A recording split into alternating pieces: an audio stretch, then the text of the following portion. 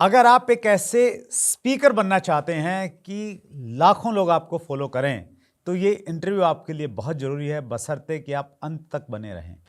दोस्तों नमस्कार, आदाब, सत श्री अकाल। चैट विद सुरेंद्र वत्स के नए एपिसोड में आप सबका बहुत बहुत स्वागत है। आज हमारे मेहमान बेहद खास हैं।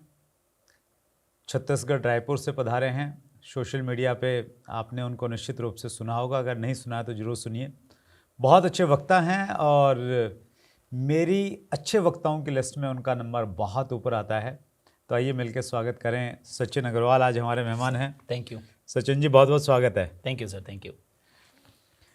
हम लोग आगे बढ़ें उससे पहले कुछ कॉम्प्लीमेंट्स पढ़ना चाहता हूँ। बहुत सारे थे, कुछ चुने हैं हमने। मनोज नाग ने लिखा है, हज़ारों के रोल मॉडल, सपनों को पंख देने वाले, आम व्यक्ति को खास बनाने वाले मसीहा गुरुदेव सचिन जी का स्वागत है। देवदत्त शुक्ला लिख रहे हैं, नेटवर्क मार्केटिंग के महागुरु, मास्टर ब्लास्टर गुरुदेव सचिन अग्रवाल जी का स्वागत है। हृदय प्रयाग ने लिखा है, ज़बरदस्त नॉलेज के धनी, शब्दों के जादूगर, लाखों दिलों के चहेते, सचिन अग्रवाल सर का CWSU में बहुत बहुत स्वागत। अंजना ने लिखा है, शब्दों के सागर, अनुभव के समंदर, डायरेक्ट सेलिंग बिजनेस के चहेते लीडर, आदरणीय सचिन अग्रवाल जी को मेरा नमस्कार। और लास्ट में विकास अग्रवाल ने लिखा है, super excited for this session, a maestro who build empire from a scratch and today a role model for lakhs of people. बहुत प्यार करते हैं लोग आपसे। सभी व्यूवर्स का मैं बहुत बहुत शुक्रिया अदा करना चाहूँगा, चैट विद सुरेंद्र वत्स के सभी व्यूवर्स का। और सर मैं आपको स्पेशली ज़रूर शुक्रिया अदा करना चाहूँगा कि जिस तरीके से आपका ये एफर्ट चल रहा है कि पूरी इंडस्ट्री को एक प्लेटफॉर्म पे लाना। मैंने अपने इंट्रो वीडियो में ये बोला भी था कि सफलता को शोकेस करने वाला हिंदुस्तान का सबसे बड़ा चैनल। तो जिस तरीके से ये प्रयास आपका आगे बढ़ रहा है, तो मुझे ऐसा लगता है कि आने वाले समय में जो अगला इंट्रो वीडियो मेरा होगा, तो मैं हिंदुस्तान का सबसे बड़ा चैनल नहीं बल्कि वर्ल्ड का सबसे बड़ा चैनल बोलूँगा। तो आपको इस प्रयास के लिए बहुत बहुत शुक्रिया sir. Thank you so much Sachin ji. आप जैसे बड़े बड़े लोग आ रहे हैं तो फिर चैनल तो बड़ा बन ही जाता है सर। बहुत बहुत धन्यवाद। शुरुआत करते हैं आपकी लाइफ जर्नी से। देखिए सर, मेरा जन्म संबलपुर उड़ीसा में हुआ। मेरे दादाजी हरियाणा भिवानी में रहते थे और वहाँ से रोज़गार की तलाश में वो संबलपुर आ गए। और शुरू में तो कुछ भी नहीं था उनके पास, तो उन्होंने गली गली घूम करके सामान बेच करके और अपना करियर शुरू किया। और एक दिन अपने शहर के सबसे बड़े अमीरों में उनकी गिनती होने लगी। उस परिवार में पिताजी का जन्म हुआ। 5 भाई 3 बहनों में वो सबसे बड़े थे। लेकिन मेरे पिताजी थोड़े अलग किस्म के हैं। उनको पैसा नहीं कमाना था। तो जब उनके ऊपर बार बार ये दबाव पड़ने लगा कि भाई आपको इतना बड़ा एम्पायर है, उसको संभालना है, तो मेरे पिताजी ने घर छोड़ दिया। क्योंकि उनका ये विचार था कि मुझे देश की सेवा करनी है, समाज की सेवा करनी है, देश बदलना है। जितना भी आर्थिक असमानता है, अमीर गरीबी के बीच में भेदभाव है, अंतर है, जो कुरीतियाँ कुप्रथाएं हैं, जैसे हमारी शादियों में आडंबर होता है, दहेज प्रथा और ये सारी चीज़ें, तो ये सब चीज़ें उन्हें पसंद नहीं थी। और वो आज भी 74 साल की उम्र में लगातार इसी संघर्ष में लगे हुए हैं कि देश बदलना है, समाज बदलना है। तो वहाँ पर हमारा जन्म हुआ। और बचपन में आप जैसे कि समझ गए होंगे कि हम बहुत ज़्यादा अमीर घर में पैदा हुए। बट 3-3.5 साल की उम्र में जब पिताजी ने घर छोड़ दिया, तो हम लोग फिर से गरीब हो गए। क्योंकि बिना कुछ लिए हम लोग जगदलपुर छत्तीसगढ़ आकर शिफ्ट हो गए। तो हमारी गरीबी का सफ़र शुरू हुआ। और ऐसा भी वक्त हमने देखा कि 2 वक्त का भोजन लाने के लिए भी हमारे पास पैसे नहीं हुआ करते थे। कई बार मम्मी हम लोगों को खाना देकर खुद भूखे रह जाती थी और बोलती थी कि आज मेरा उपवास है। धीरे धीरे समझ में आई, उस समय समझ में नहीं आती थी ये चीज़ें, बट धीरे धीरे समझ में आया कि वो एक माँ का त्याग था, वो माँ का बलिदान था। लगभग 14-15 साल की उम्र में मैंने खुद का व्यापार स्टार्ट किया। क्योंकि बचपन में ही मेरे मन में एक आग पैदा हो गई थी। मैंने अपने माँ बाप को पैसों की कमी की वजह से जिल्लत की ज़िंदगी जीते हुए देखा है। मैंने उनको दूसरों के सामने शर्मिंदा होते हुए, सिर झुकाते हुए देखा है। तो एक आग थी मेरे मन में कि मुझे बहुत सारा पैसा कमाना है। लेकिन संस्कार ऐसा मिला था पिताजी से कि पहले तो उन्होंने हम कोशिश किया कि हम भी उनके साथ चलें। जब हम उस तरफ नहीं जा पाए तो उन्होंने किया कि ठीक है, आप पैसा कमाना चाह रहे हो, आप कमाओ, लेकिन कोई भी गलत रास्ता मत अपनाना। तो मैंने बहुत सारे काम शुरू किए। मैंने आलू प्याज मसाले का होलसेल का बिजनेस शुरू किया। मैंने LIC की एजेंसी ली, सहारा इंडिया, श्रीराम म्यूचुअल फंड्स, बहुत सारे काम एक साथ शुरू किए। और सुबह 5 से लेकर रात 11 बजे तक मैंने मेहनत करनी शुरू की। 7-8 साल लगाकर मैंने अपने परिवार को ठीक ठाक पोजीशन पर लाकर खड़ा किया। और उस बीच डायरेक्ट सेलिंग इंडस्ट्री का मेरे लाइफ में प्रवेश हुआ। शुरू में तो मैंने इसको रिजेक्ट किया कि मैंने कहा कि भाई मैं ऑलरेडी मेहनत कर रहा हूँ, एक जगह पे आगे बढ़ रहा हूँ, तो मुझे किसी और काम की ज़रूरत नहीं है। और वैसे भी मैंने सुना है कि डायरेक्ट सेलिंग अच्छी इंडस्ट्री नहीं होती है, लोग जुड़ते हैं और छोड़ देते हैं और पता नहीं क्या क्या चीज़ें इसमें चलती रहती हैं। बट जब मेरे अपलाइन ने बार बार मुझे एक मीटिंग के लिए प्रपोज किया कि आप मीटिंग में आइए, मैं उस मीटिंग में गया और वहाँ देखने के बाद फिर मैंने इस इंडस्ट्री को स्टडी करना शुरू किया। मैंने कुछ किताबें पढ़ी, मैं आपको भी रेकमेंड करना चाहूँगा कि ये किताबें आप ज़रूर पढ़िएगा। वैसे तो सर आपकी ये किताब भी मैंने जब से देखा है तो मैं ये ज़रूर आपको अब तो ये रिकमेंड करूँगा कि जो किताबें मैंने पढ़ी थी वो तो फिर भी ठीक था, वो उस समय के हिसाब से ठीक था, बट अभी के हिसाब से तो ये किताब पढ़ लें तो आपका पूरा विज़न ही क्लियर हो जाएगा। तो उस समय भी किताबों को पढ़कर ही मेरा विज़न क्लियर हुआ। मैंने बिजनेस स्कूल पढ़ा, मैंने रिच डैड पुअर डैड पढ़ा, मैंने यू इंक पढ़ा। तो ये किताबें पढ़ने के बाद मुझे मालूम पड़ा कि डायरेक्ट सेलिंग एक ऐसी ताकत है कि एक आम आदमी को वो आगे बढ़ने का रास्ता प्रदान करती है। तो फिर मैंने सफ़र की शुरुआत की और चूंकि सर वो आग इतनी ज़्यादा लगी हुई थी कि ज़िंदगी में कुछ बड़ा करना है कि कुछ भी मेरे सामने आया, कोई भी सिचुएशन आई, बट मैं रुका नहीं, मैं चलता गया। That's great, wonderful. आप डायरेक्ट सेलिंग में आए सचिन जी, कितना आसान रहा? इजीली चीज़ें मिल गई, संघर्ष करना पड़ा, जो सोच के आया था वैसा ही हुआ या कुछ विपरीत हुआ उसके? देखिए मैंने तो नहीं सोचा था कि डायरेक्ट सेलिंग में इतनी ज़्यादा मुश्किलें मुझे फेस करनी पड़ेगी। थोड़ा तो लगता था कि हाँ नई इंडस्ट्री है, हमारे परिवार में किसी ने किया नहीं है तो सीखना पड़ेगा, क्या होगा कैसे होगा कुछ भी मालूम नहीं है, तो थोड़ा एक था, अंधेरे में थी सारी चीज़ें। बट इतनी मुश्किलें फेस करनी पड़ेगी ये मैंने कभी नहीं सोचा था। मैं अगर आपको एक छोटा सा वाकया सुनाना चाहूँ कि मैं अपने सबसे करीबी दोस्त के पास सबसे पहले प्लान लेकर के गया। मुझे ये पक्का यकीन था कि ये ज़रूर करेगा, क्योंकि मेरा लंगोटिया यार था बचपन से, सीधे सच्चे झूठे, मतलब बहुत सारे गलत काम भी हमने साथ में किए, डाक चुराया, बहुत सारी चीज़ें की, मस्तियाँ की। तो मुझे लगता था ये करेगा। मैं उसके पास गया, मैंने उसको प्लान दिखाया, सब कुछ दिखाया, तो उसने बड़े धीरे से बड़े प्यार से बोला कि सचिन भाई एक बात बोलो, बुरा मत मानना। तो जब ये व्यक्ति कोई ऐसा बोलता है ना कि बुरा मत मानना, आप समझ जाइए कि कोई ऐसी बात बोलने वाला है जो बुरा लगने वाली है। सो मैंने कहा बोल। तो उसने कहा कि भाई अगर डायरेक्ट सेलिंग की बात करनी हो ना तो मेरे घर पर दोबारा कभी मत आना। तो मुझे इतनी तकलीफ हुई, घर आकर के मैंने सोचा कि मुझे आज की बात करना ही नहीं है। लेकिन एक अच्छा काम मैंने अपने अपलाइन के बोलने पर कर लिया था कि मैंने अपने सारे सपनों को लिखकर घर की दीवार पर चिपका दिया था कि छोटे भाई को पढ़ाना है, पिताजी के कर्जे चुकाने हैं, मम्मी को तीर्थ यात्रा करवानी है, अपना खुद का मकान लेना है, सारे सपने लिखकर चिपका दिए थे। तो जब मैं आया और मैंने ये सोच लिया कि मुझे आज के बाद नहीं करना है, मेरी नज़र मेरे सपने पर पड़ी और वहाँ से एक आवाज़ आई कि सचिन आज तू अगर छोड़ देगा, क्विट कर देगा, तो तेरे भाई की पढ़ाई कराने कौन आएगा, तेरे पिताजी का कर्जा चुकाने कौन आएगा। और जब ये अंदर से आवाज़ आई ना तो कहीं ना कहीं फिर से एक जोश, एक उम्मीद कि नहीं मुझे करना है, मैं आगे बढ़ा। और ऐसे पता नहीं कितने वाक़ये हुए हैं, उन सब से गुजरते हुए आज यहाँ पहुँच। That's great. सचिन जी आपका बहुत बड़ा नेटवर्क है, हिंदुस्तान में लगभग कितने स्टेट्स में आपका कारोबार होगा? लगभग 24-25 राज्यों में तो होगा। 24-25 कुछ राज्यों में ज़्यादा है, कुछ राज्यों में कम है, बट 24-25 राज्यों में है। That's great. आप बहुत अच्छे वक्ता भी हैं, बहुत अच्छी ट्रेनिंग भी देते हैं। आपका सोर्स ऑफ लर्निंग क्या रहा? और जो लोग इस बिज़नेस को सीखना चाहते हैं, सीरियसली एक प्रोफेशन की तरह इसको लेना चाहते हैं, कैसे सीखें? देखिए सबसे बड़ी जो लर्निंग होती है वो तो फील्ड में होती है। मतलब मैं कहूँगा कि हाँ ठीक है, आप किताबों से भी सीखिए। मैंने बहुत किताबें पढ़ी है, इवन मैं आज भी रेगुलर किताबें पढ़ता हूँ, क्योंकि शुरू में मुझे कॉमिक्स पढ़ने का शौक़ था, उपन्यास पढ़ने का शौक़ था। जब डायरेक्ट सेलिंग इंडस्ट्री में आया तो मुझे पता चला कि मुझे सेल्फ हेल्प की बुक्स पढ़नी पड़ेगी, तो मैंने अपने आप को शिफ्ट कर लिया। शुरू में मज़ा नहीं आया पढ़ने में, इंटरेस्ट भी पैदा नहीं हो रहा था, लेकिन फिर भी मुझे लगा कि ये मेरे लिए ज़रूरी है, तो भी मैंने पढ़ना शुरू किया। खूब सारी किताबें पढ़ी। और सबसे बड़ी लर्निंग का जो मेरा जो सोर्स रहा सर, कि मैंने कहीं सुना था कि आपको सफल लोगों की संगत में रहना पड़ेगा। कामयाब अगर होना है तो सफल लोगों की संगत करना शुरू करो, उनके नॉलेज से, उनके एक्सपीरियंस से आप सीखो। अब मेरे मन में सवाल ये उठ रहा था कि सफल लोग मुझे अपनी संगत में क्यों रखेंगे, कि मुझे तो फ़ायदा मिलेगा, उनको क्या मिलेगा।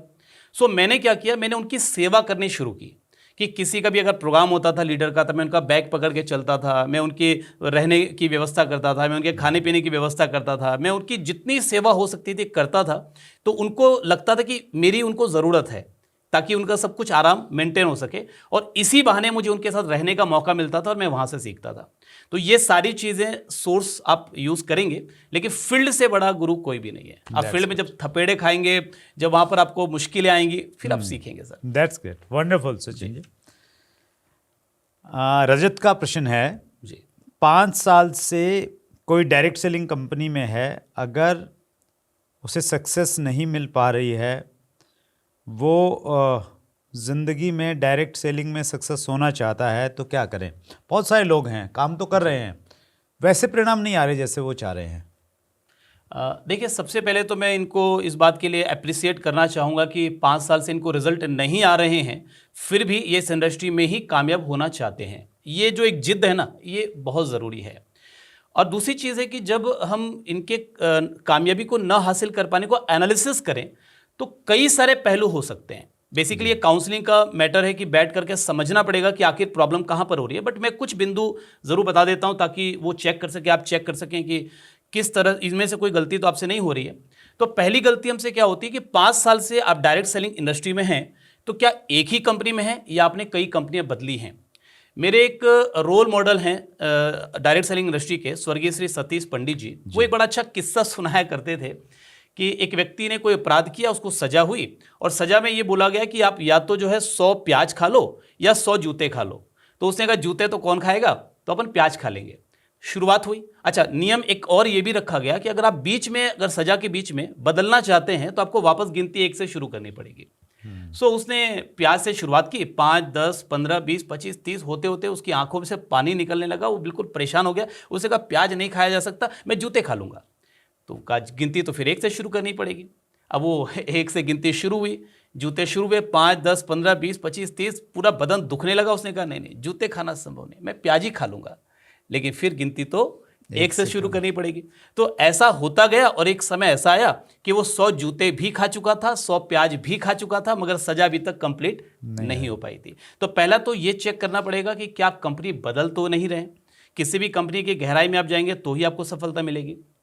दूसरी चीज आपको चेक करनी पड़ेगी कि आपकी इंटेंसिटी ऑफ वर्क कितनी है, यानी जितना काम रिक्वायर्ड है, क्या आप उतना ही कर रहे हैं या उससे कम कर रहे हैं। अगर डॉक्टर ने किसी ट्रीटमेंट के लिए, किसी बीमारी के इलाज के लिए आपको ये बोला कि भी आपको 500 mg की गोली 1 हफ्ते तक खानी है, अगर आप 250 mg की गोली 14 दिन तक खा लें, तो क्या रिजल्ट आएगा? नहीं आएगा। आपको क्या करना पड़ेगा, जितने इंटेंसिटी के साथ डॉक्टर ने आपको बोला है, उतनी ही इंटेंसिटी के साथ आपको वो गोली खानी पड़ेगी, उतनी ही इंटेंसिटी के साथ आपको नेटवर्क मार्केटिंग में भी, डायरेक्ट सेलिंग में भी काम करना पड़ेगा। तीसरी चीज जो प्रॉब्लम आती है लोगों में, वो होती है कंसिस्टेंसी, कि क्या आप रेगुलर 5 साल से काम कर रहे हैं या फिर आप बीच में कुछ समय नेगेटिव भी रहे, बीच में कुछ समय अपने घर के काम में व्यस्त भी रहे, बीच में कुछ समय आपने अपने टीम से बातचीत करना बंद भी कर दिया। तो ये भी आपको चेक करना पड़ेगा कि आप कंसिस्टेंसी के साथ काम कर रहे हैं कि नहीं कर रहे हैं। जो चौथी प्रॉब्लम आती है वो आती है मेंटरशिप और अकाउंटेबिलिटी, कि क्या आपका कोई मेंटोर है जिसके साथ आप रेगुलर डिस्कस कर रहे हैं। क्योंकि कभी कभी क्या होता है कि अपनी गलतियां खुद को समझ में नहीं आती, उस वक्त कोई एक व्यक्ति चाहिए जो आपकी सारी एक्टिविटीज को ऑब्जर्व करे, चेक करे और आपको गाइड करे कि आपको यह सुधार करने की जरूरत है। तो क्या आपने अपने अपलाइन में से किसी को अपना मेंटर बनाया है, जिनके सामने आप हफ्ते में कम से कम एक बार अपना पूरा वीकली रखते हैं कि भी मैंने ये काम किया है? क्या आप डेली डायरी मेंटेन करते हैं कि रोज जो भी काम आप कर रहे हैं, आप रात को सोने से पहले वो लिखते हैं और उसकी एक फोटो खींचकर, मैं अपनी पूरी टीम को बोलता हूं कि रोज रात को सोने से पहले आप लिखिए दिन भर में आपने क्या किया और उसकी एक फोटो खींचिए और अपने अपलाइन को भेजिए। एक ऐसे अपलाइन जिनके साथ आप काउंसलिंग कर रहे हैं। अगर किसी दिन आपने कुछ भी नहीं किया ना, कोई बात नहीं, आप लिखिए आज मैंने कुछ नहीं किया, फोटो खींचिए भेजिए। इससे एक मोरल प्रेशर आपके ऊपर पड़ेगा। तो ये कुछ चीज़ें आप चेक कर सकते हैं। बाकी तो फिर आप अपने अपलाइन के साथ एक बार बैठकर जब काउंसलिंग करेंगे तो आपको समझ में आएगा कि कहाँ कहाँ और भी गलती हो रही है। दैट्स ग्रेट सचिन जी, आपने बहुत डिटेल में इस चीज़ को बताया। और कहीं ना कहीं जब आदमी सोचता है ना, एनालिसिस करने लग जाता है कि यार मुझे सक्सेस क्यों नहीं मिल रही है, तो मुझे लगता है फिर कहीं ना कहीं रास्ते निकल ही जाते हैं, एनालिसिस से निकलते हैं। और एक व्यक्ति अगर हमारी ज़िंदगी में रहे अपलाइन के रूप में, तो फिर चीज़ें बहुत आसान हो जाती हैं। जब इतने लोगों को सर सफलता मिल रही है जी, तो आपको नहीं मिल रही है, तो आपको ये सोचने की आवश्यकता है कि कहीं तो कुछ तो चूक हो रहा है। मतलब आपको वो होल, वो छेद ढूंढना पड़ेगा जो आपके नाव में है। बॉस, आपके नाव में कोई तो छेद है, जिस छेद को ढूंढकर बंद नहीं किया तो आपकी मेहनत यूं ही वेस्ट होती रहेगी। That's great. वीरेंद्र तिवारी जी पूछ रहे हैं, सर आपके सफलता, सरलता और नॉलेज का राज क्या है? तो पहले तो सर इस सवाल को मैं कॉम्प्लीमेंट के रूप में लेता हूं और वीरेंद्र जी आपका बहुत बहुत शुक्रिया। सफलता के बारे में मेरा ये मानना है कि sir success is a journey, it's not a destination. So अभी भी ये यात्रा मेरी चालू है और हाँ ठीक है कि पिछले 22 सालों से मैं डायरेक्ट सेलिंग इंडस्ट्री में हूँ और जहाँ से मैंने शुरू किया था वहाँ से मैं बहुत आगे निकल चुका हूँ, बट अभी भी मुझे और बहुत आगे जाना है। बेसिकली अगर सफलता की मैं बात करूँ बस सर, तो 3 चीज़ें हर व्यक्ति को ज़रूरी है कि अगर वो बहुत बड़ी सफलता लेना चाहते हैं, और यही 3 चीज़ें मेरी भी कामयाबी की वजह है और ये हर व्यक्ति के अंदर होनी चाहिए जो कामयाब होना चाहता है। Please. आप बहुत ज़्यादा पढ़े लिखे हैं, अच्छी बात है, नहीं पढ़े लिखे हैं तो भी चलेगा, बट ये 3 चीज़ें नहीं होंगी नहीं चलेगा। सबसे पहला कि आपके सीने में एक आग होनी चाहिए, एक ऐसी जलती हुई आग कि सब मुझे करना है मतलब करना है, मुझे ये पाना है मतलब पाना है। तो पहला तो ये आग होनी चाहिए जिसको हम बर्निंग डिजायर बोलते हैं। यस। दूसरी चीज आपके अंदर एक क्यूरोसिटी अप्रोच होना चाहिए, आपके अंदर सीखने की एक ललक होनी चाहिए, लगन होनी चाहिए कि मुझे सीखना है, मुझे नई चीजें जाननी है, जो मुझे नहीं आता अगर मेरे लिए वो जरूरी है तो मुझे वो किसी भी हालत में कुछ भी करके सीखना है। और तीसरा, थोड़ा एक्स्ट्रा मेहनत करने के लिए आपको तैयार रहना पड़ेगा।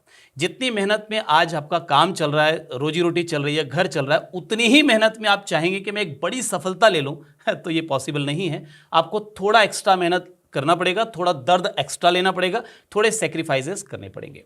सरलता की अगर बात करें तो सर मैं इसलिए सिंपल रह पाता हूँ, ज़मीन से जुड़ा हुआ रह पाता हूँ, क्योंकि मुझे ये पता है कि सफलता कभी किसी एक व्यक्ति की नहीं होती।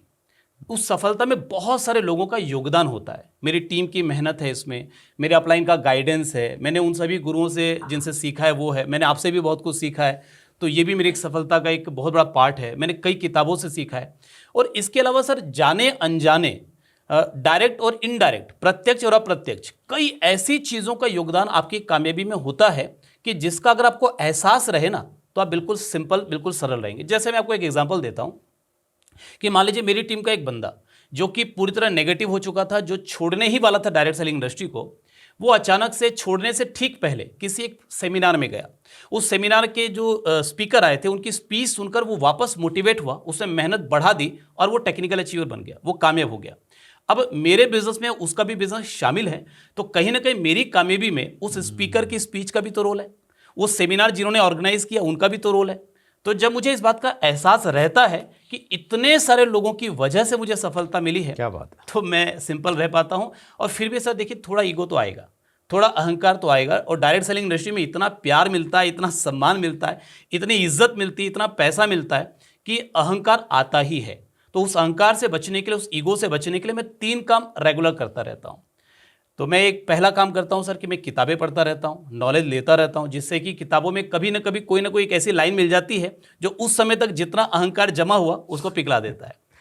दूसरी चीज़ है कि मैं हमेशा आत्मचिंतन करता रहता हूं, सेल्फ इंट्रोस्पेक्शन करता रहता हूं, कि मैं अपने हर गतिविधि के बाद अपना एनालिसिस करता हूं कि यार मैंने क्या गलत किया, क्या सही किया। मैंने किसी को कुछ बोला तो कहीं उसमें मेरा कोई अहंकार तो शामिल नहीं था, किसी को कुछ बुरा लगने लायक चीज़ तो मैंने नहीं बोल दी, मैंने कुछ गलत काम तो नहीं किया। तो मैं रोज हर गतिविधि के बाद अपना एक आत्मचिंतन ये करता रहता हूं।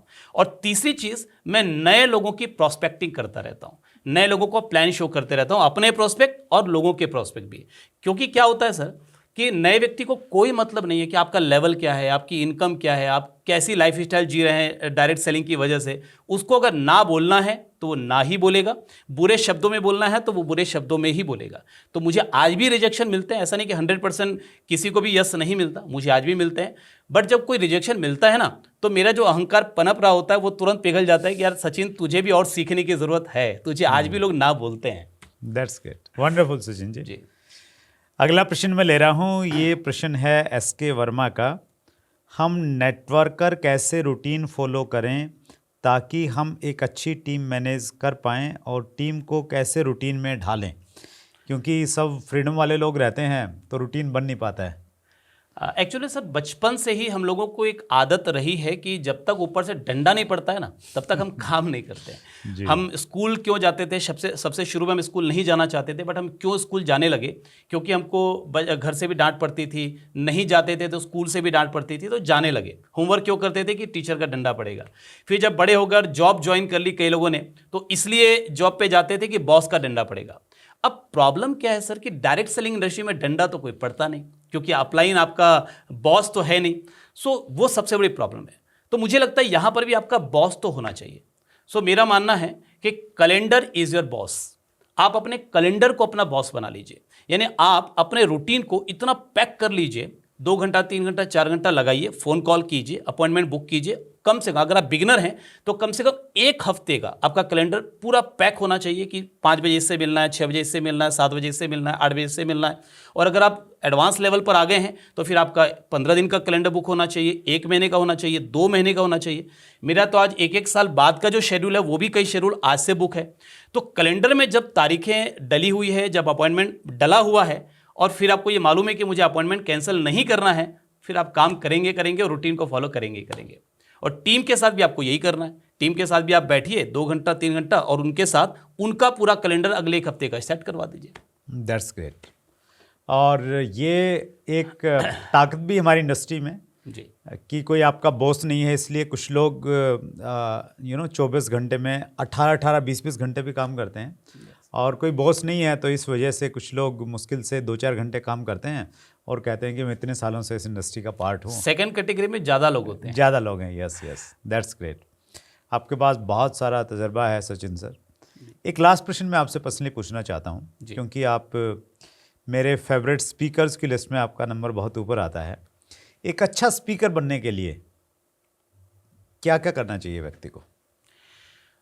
देखिए, मेरा सबसे पहला तो ये मानना है बस सर कि अच्छा स्पीकर बनने से भी पहले डायरेक्ट सेलिंग की अगर खास करके हम बातचीत करें तो आपके पास अचीवमेंट होनी चाहिए, रिजल्ट्स होने चाहिए। तभी लोग सुनेंगे। तभी लोग सुनेंगे, क्योंकि आप बहुत अच्छा बोलना जानते हैं मगर आपके पास रिजल्ट नहीं है तो कोई सुनने वाला नहीं है।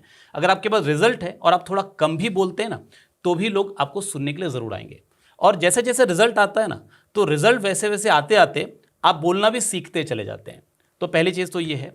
दूसरी चीज़ है कि आपके सीखने का, आपके लर्निंग का सबसे अच्छा प्लेटफॉर्म है ऑब्जर्वेशन।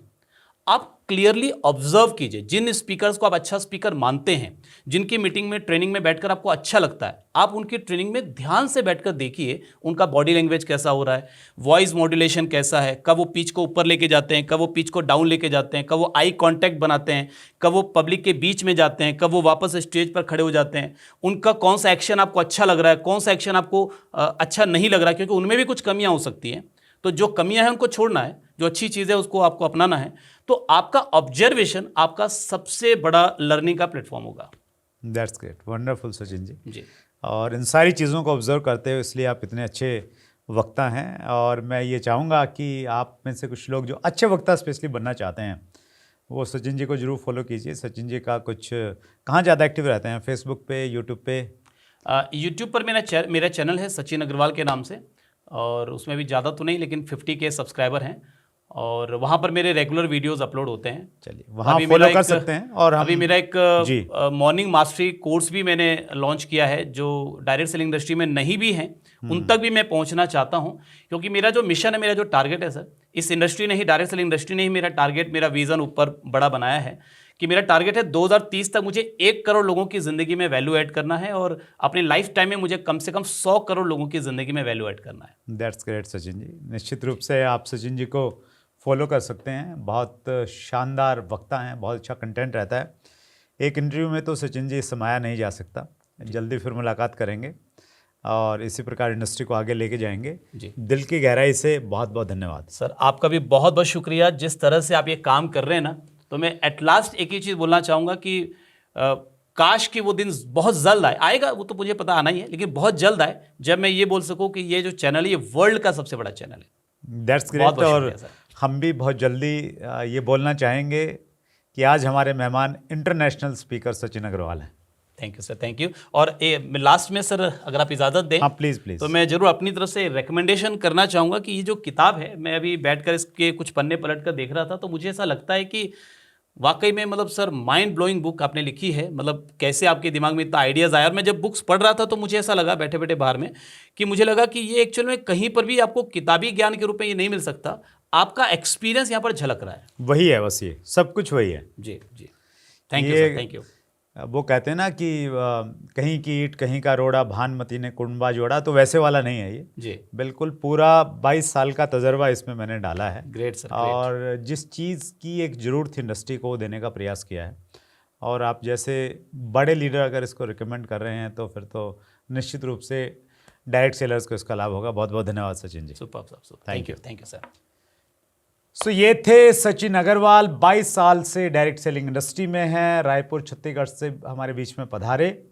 और सचिन जी को अगर आपने सुनना है, सीखना है, तो आप उनको फॉलो कर सकते हैं। अगले मंगलवार को रात्रि 8 बजे फिर एक बड़ी शख्सियत से मुलाकात होगी। अपना ख्याल रखिएगा। बहुत बहुत धन्यवाद।